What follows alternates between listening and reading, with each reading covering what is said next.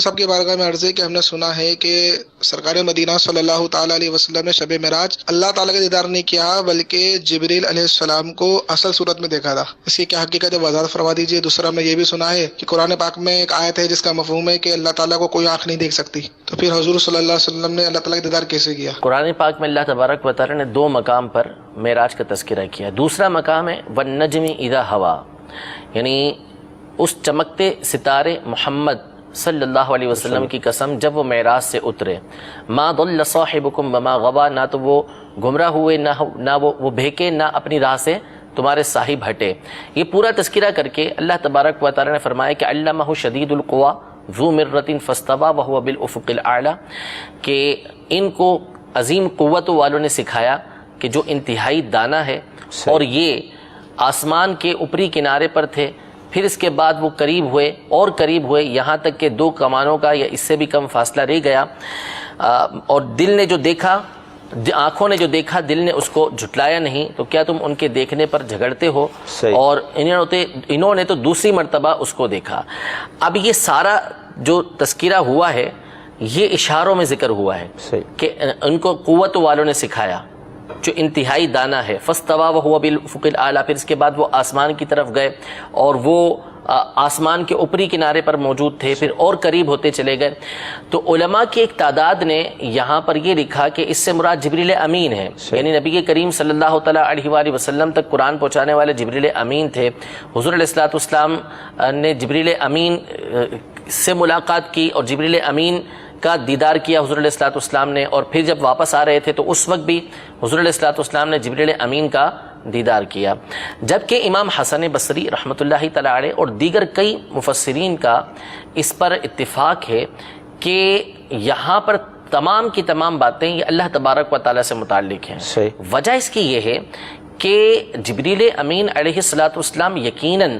اللہ تبارک و تعالیٰ کے برگزیدہ فرشتے ہیں، بندے ہیں اس کے اللہ تبارک و تعالیٰ کے، لیکن یہ نبی کریم صلی اللہ تعالیٰ علیہ وسلم کے دربار کے خادم ہیں، اور ان کو حضور علیہ الصلوۃ والسلام کے خادم ہونے پر فخر ہے۔ اب یہ جو سارا اب سورہ والنجم کو پڑھیں گے تو آپ کو انتہائی لطف محسوس ہوگا کہ اللہ تبارک و تعالیٰ کتنے پیارے انداز میں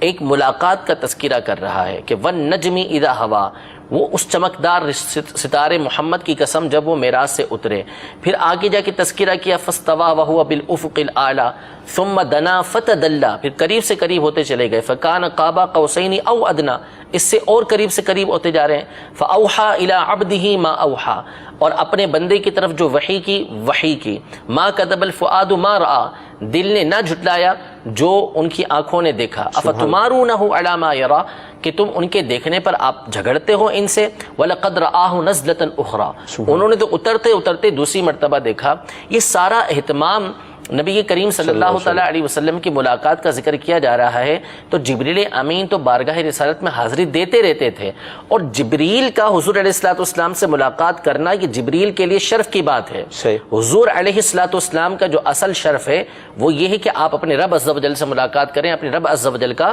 دیدار کریں۔ تو قرآن پاک کی ان آیات کے اندر اسی بات کی طرف اشارہ کیا گیا ہے، اسی بات کو بیان کیا گیا ہے جو حق اور سچ ہے، کہ یہاں پر جو ملاقات کا تذکرہ ہے وہ اللہ تبارک و تعالیٰ سے ہے، دیکھنے کا جو تذکرہ ہے وہ اللہ تبارک و تعالیٰ کا دیکھنے کا ہے۔ اور پھر احادیث صحیحہ اس باب کے اندر موجود ہیں، اگرچہ کہ صحابہ کرام علیہم رضوان کے زمانے سے اس میں اختلاف آ رہا ہے۔ حضرت عائشہ رضی اللہ تعالی عنہا، حضرت عبداللہ بن مسعود رضی اللہ تعالی عنہ اس بات کے قائل تھے کہ دیدار الہی نہیں کیا نبی کریم صلی اللہ علیہ وسلم نے، لیکن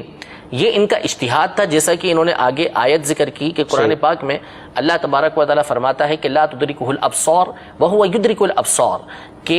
آنکھیں جو ہیں وہ اللہ تبارک و تعالیٰ کا ادراک نہیں کر سکتی۔ اللہ تبارک و تعالیٰ آنکھوں کا ادراک فرماتا ہے،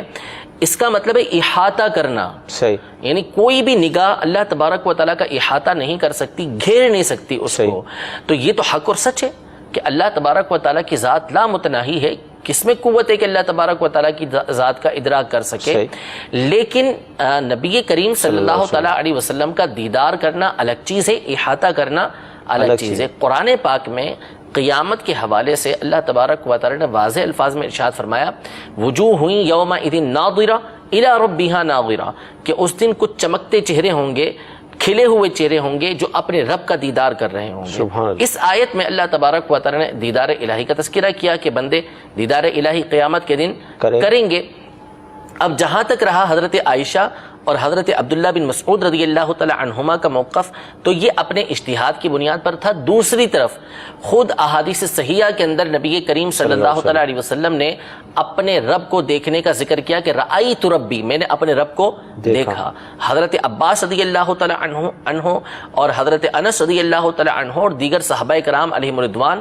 اور تابعین کی ایک تعداد ہے جو اس بات کو واضح الفاظ میں بیان کرتی ہے کہ نبی کریم صلی اللہ تعالی علیہ وآلہ وسلم نے اپنے رب عز و جل کا دیدار کیا۔ اور حضرت امام احمد بن حنبل تو اتنی مرتبہ یہ کہا کرتے تھے کہ رآ رآ رآ رآ رآ بولتے رہتے تھے، یہاں تک کہ آپ کا سانس ٹوٹ جاتا تھا کہ حضور علیہ الصلوۃ والسلام نے اپنے رب عز و جل کو دیکھا ہے۔ تو احادیث صحیحہ اس باب کے اندر موجود ہیں کہ نبی کریم صلی اللہ تعالی علیہ وآلہ وسلم نے اپنے رب عز و جل کا دیدار کیا ہے۔ سبحان اللہ۔